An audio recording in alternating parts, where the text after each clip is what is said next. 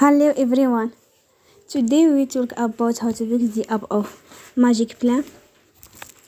You will go to settings, then we click on apps.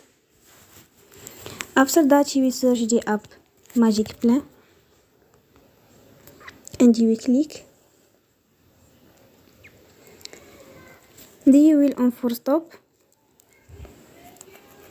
After that you will search the app. After that you will go to storage.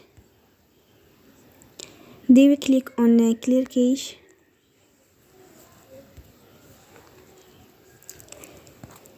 You will go to Play Store and you will update your app. Don't forget to support us by like and subscribe. See you next time and thank you for watching.